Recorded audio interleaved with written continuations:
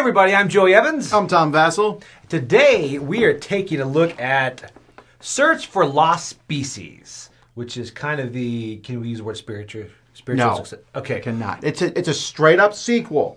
It's not no such thing as spiritual successor. It's a sequel to the Search for Planet X. Right. But animals. Yeah, and I actually was like, because the Search for Planet X, you're like, there's a planet out there we don't know about. What? Here you're like, hey, you see this little kangaroo? You want to find him? I'm like, I guess. Yeah, it was not exciting at all, the theme for me, compared to space. But Right. Now, this is in that same category. So it is. The Search for Planet X, that's a deduction game. This is the same kind of game. There's a lot of similar DNA in it. Right. But it's also a decent amount of changes. But, well, I'll let Joey explain it, and we'll be right back. Okay, we are set up for a playthrough of Search for the Lost Species right now. Now, I'm just going to give you a quick overview. It's not going to be a full rules teach, so I'm just going to kind of go through and show you guys a bit how it plays. But again, this is not a full rules teach. Now, this is similar to Search for Planet X. If you play that, a couple of differences. But pretty much what you're trying to do is, there are animals in all of these different hexes on the island. And you need to find out where the lost species is. And you also grab a lost species card. This time, it's different every time. The app will tell you which one. This time it is the Wandiwa tree kangaroo. Now it gives you information. This kangaroo is not in the same terrain as the python. All right, so you do know that. So it's not going to be in the same type of terrain as the python. So depending on the different types of terrain here. Then everything is going to have a different, the way you find these, it's deduction. All right. So first off, here are the different types of animals. You've got lories, cuscus, toads, pythons, and empty areas and lost species. And lories right here, together, they're all going to be together, so they're going to form these. You've got this little dial right here to go onto your map. So once you think you know where one lorry is, you could kind of figure out where the rest are. Also, about these maps, every single one is angled to where you're sitting at the table. So this right here is looking just like this. So it's a lot easier. I love that they did this, by the way. This is great. So it's always at your angle. Okay, so lories have something like the cuscus, one or two areas both from each other. Toads are adjacent to at least empty spaces. Pythons not adjacent to cuscus. So all of these have different logic rules. That's going to help you find them. Now, depending on what the app tells you, then you are also going to get some information. So I've already loaded into the app, and yes, you do need an app. Everybody is going to have an app, and everyone is going to log in, and then they're going to use the same code up here to play the game. And it's going to give you information depending on whether you do beginner, middle, advanced. So for beginner information, I got all this. So it told me areas, told me the cuscus was not here, told me the lories were not here. It gave me a little bit of information to begin with.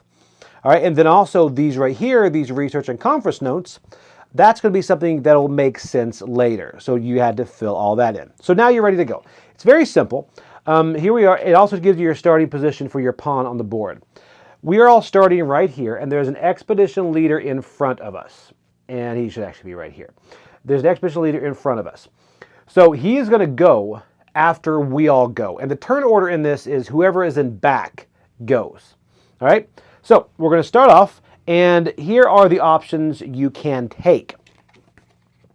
And the great thing is everybody has a player kind of shield, so you can shield what you're writing down on here from everybody else. But on the back of this, it's got some information here, and also has your different actions you can take. One thing is about mountains, you obviously cannot go through mountains. You have to go around them. All right, so let's go through all the different actions here. And again, the actions are going to be here on the app. So, visit a town. First off, visit a town. Notice that costs 1 time. The time costs means you're going to move up here. All right, so when you visit a town, right here, you get to move 1 to 3 in the town. You get to choose one of the cards and then research. So you get to do one of these cards. It gives you an ability or in-game scoring there. It's going to help you through there. And also you get to research a topic. So if I went here, there we go. I would take a look at one of these, which shows all these conference or research notes right here.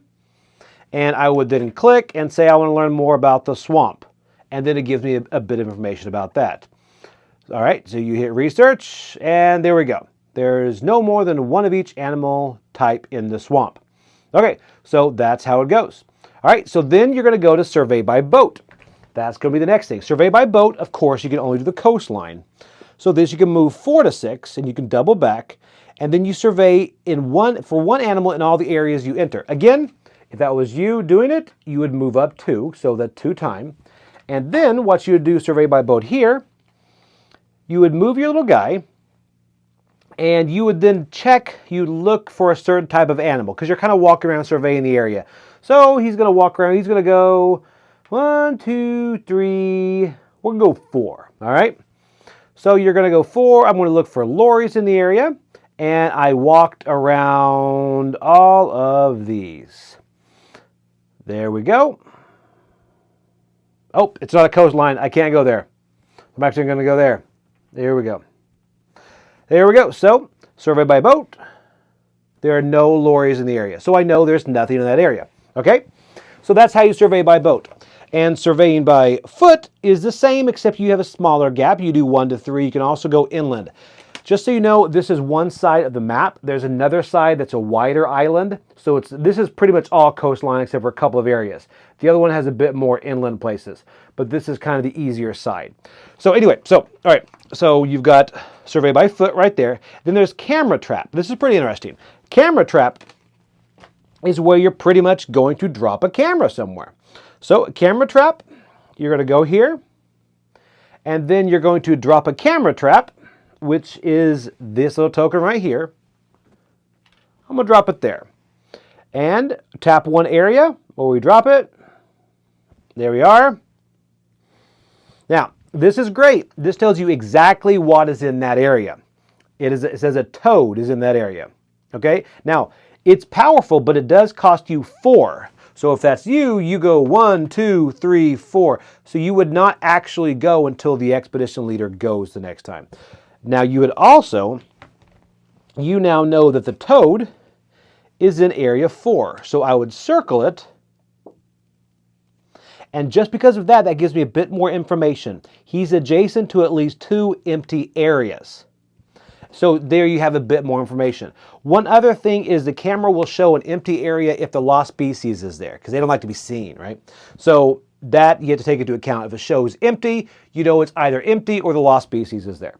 Okay, so next off right here, you can locate the lost species, and that's pretty much where you have to identify the location and the contents of 2 adjacent areas. So you can't just say where it is. You've got to say it's there and next to it is this and this.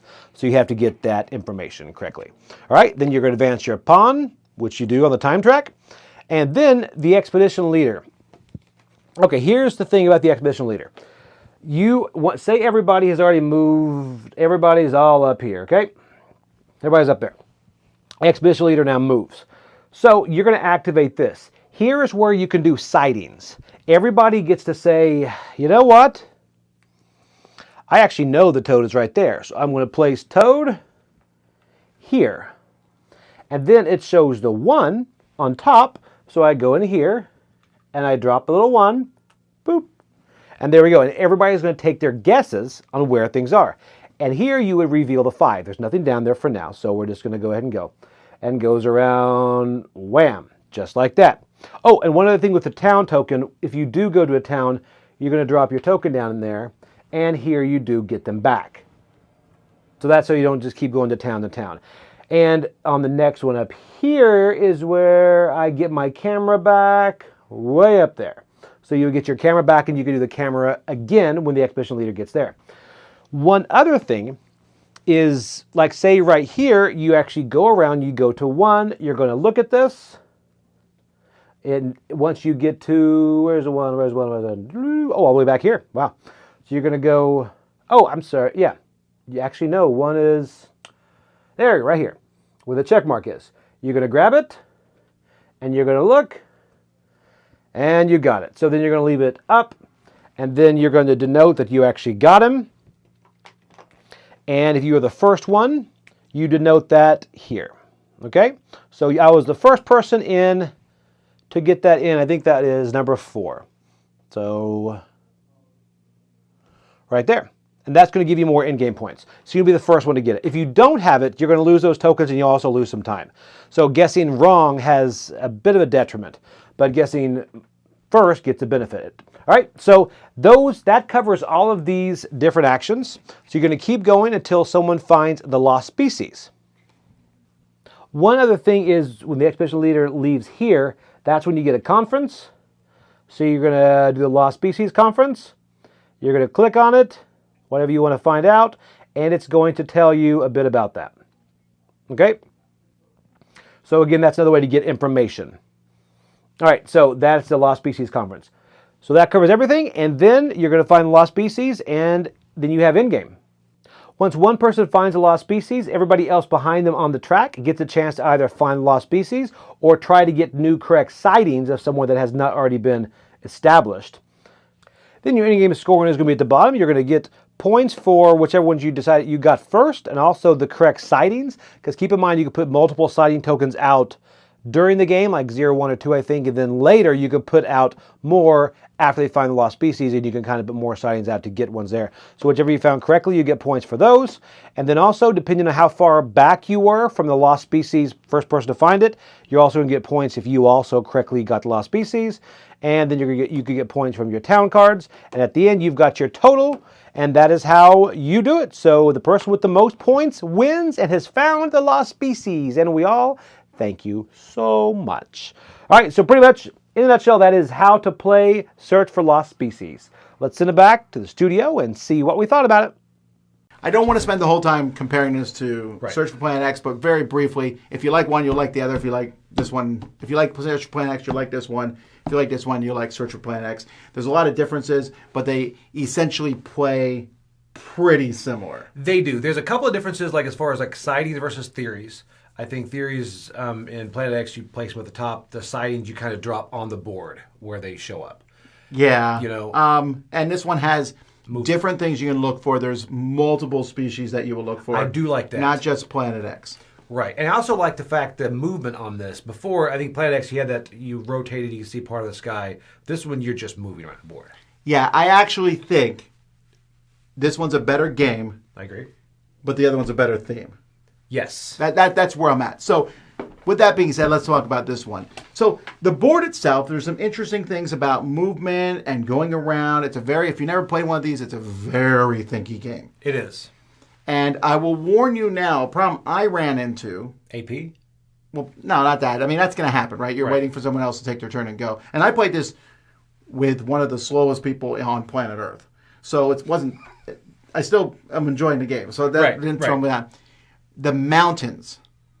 The mountains in this game, this is a game I think I might print out 3-dimensional mountains and put them on the board between the hexes, because when it comes to counting distance between things, or if things are adjacent, the mountain stops that, and it's easy to forget that, or at least it was for me. This might just be a me thing, but I would be like, oh, that's right, I thought these two things were adjacent to each other. They're not. And I definitely have messed up at least one game because I counted a space through a mountain. I agree. And this one had some mountains put in there, the 3D ones, which we had to use. Oh, there are 3D ones in there. Yeah. But, you know... Well, good. It's done. It's also printed on the board, too.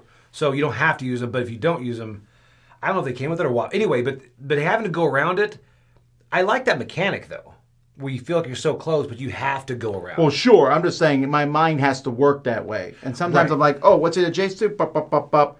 Oh, it's not adjacent to that one. Oh, no. Now, did you find towns helpful much at all? Yeah, I think so. Okay, maybe it was just me. The towns for in-game scoring were great, but the information I'd get from them was very lackluster. Oh, but I love that whole give me information. When I play this game, I almost always, and the same thing I did with the other game, is I'm like, what did people ask about? I'm going to ask about different stuff. I don't know why. Right. I'm like, well, I want to know information no one else at the table has. And when he asked about something I didn't ask about, I'm like, that was something I knew. That's not. And putting the tokens out in this one is nicely organic. It is. And there is a funny moment sometimes when everyone learns a piece of information and you see everyone go, oh, we all now know something's exactly here. Oh, you see all the signs come out at once, and everyone's like, okay, you all know it's going to be the lorry or whatever. And now they do get kind of cluttered after a while because as people start taking sightings and stuff and things. I like the Expedition Leader too, as far as what moves the game along, and you get that camera token back. That it has a nice cadence to it. Yes, but if you've never played a game like this, there's a lot of things in this game I think that will throw you off. So there's one thing that I don't want to keep talking about Search for Planet X, but because it was round circle, right, it was easy to follow things. In this one, it's a little bit different. There's some weirdness to it. If you play the base side of the board, you're like, why would anyone ever not use run around the coast walk? Until you play the other one, then you're like, oh, I can see why. You want to go inland. Yeah, and that's the same with, like, if you can go through 6 spaces, why would you go through 3 or 4 instead of 6? And it makes sense, because if you go through 6, you know there's a lawyer in one of those. That's really not great information. Did you feel the cards were created equal? I felt like some cards were way better than others. Oh, yeah, totally agree. That's my biggest problem with this. And I still love this game. I do too. It just feels like if your turn is first and there's a really good card out there, it's like, yes, I will take that card. It's going to be good the rest of the game. The survey, the one that makes your surveys by foot only costs 2 time, I thought was really good. And I guess, maybe I'm just not good enough at this, but some of them that give you points for correctly citing things, they sound good in theory, but then you also are like, well, I don't know where those are. Right, I agree with that. So overall, the theme on Planet X is one that I like more, but as far as gameplay, I think this outshines. I think they've really fine-tuned a lot of things. And it's really cool because one of the things that's really neat about this is you get a randomized game. And you can use an app, so everyone has the same exact one. And it's a free app and everything. So that's fun for everyone to play that same one. But then when you change the animal that you're looking for, that also changes things up. And I really like that. I feel like it's one different rule. The rest of the animals all stay the same. But following these logic rules, there's not a lot of good, strong deduction games out there in general. No. This series is top tier. This one gets a little lost in the weeds because they're shoehorning the theme in at some points, and I'm like, well, I would have been okay just thinking about the deduction. And I don't think it's that pretty of a game, honestly. It looks okay. It's like an island, and there's light green and dark green, and I don't know. I wish the game was more stunning visually, but then again, halfway through, I kind of forget about that because I'm just concentrating on, is there an X here or an O here? You know what I mean? Everything just translates into digits. And you get the cascading, too. Once you find one thing, you're like, well, that can't be next to this and that. But also the same thing, if you get one, you misinterpret one piece of information, you could be totally off. Now, I will say this one almost replaced for Awkward Guests for me as far as deduction, because this one, it's so easy to set up. You bring it out, you randomize it, you use the app, and you go at it. Yeah, well, comparing it to Awkward Guests and other things, that one you're relying on other people for information. Here, most of the information, you are deciding what information to get. And also have the app with the sound on, because there's something great about when you hear that cheer or that bad when they guess wrong. It's really rewarding. I've never played the app with the sound on. Oh, it's great. When you see someone, I'm going to guess for the planet. Like, did you get it? Wow. All right. Well, I have to learn this. Okay. So for me, this is an 8.5. I love deduction games, and like I said, this is one of the best. If you said, hey, do you want to play this or Search for Planet X, I think I would pick this one because I like the variety and differentials in this one a little more, although I'd be happy to have one. I think that normally I'd be like, you don't need both, but if you're a deduction person, you probably do want both. And the one I would pull out would be like, do you like space or animals? Right. That's what I would do, for real. But also I would be like, do you like deduction games? Because this one is heavy, but it's right where I'm at. It's so good. I'm actually coming to 8.5 as well. And when I played this, everyone at the table loved it. We played it twice. And I'm like, hey, but you'll like Search for Planet X better. It's space themed. And I brought it out, and oh, man, I got to admit, this one it's just cleaner. So I do lean towards this, and this is the one I'm going to pick. Theme-wise, it's fine, but it comes together so good, and it's rewarding, whether you get the sightings or you find the lost species. Well, there you go, folks. That's the Search for Lost Species. I'm Tom Vasel. I'm Joey Evans. This is a cool animal. We'll go find it.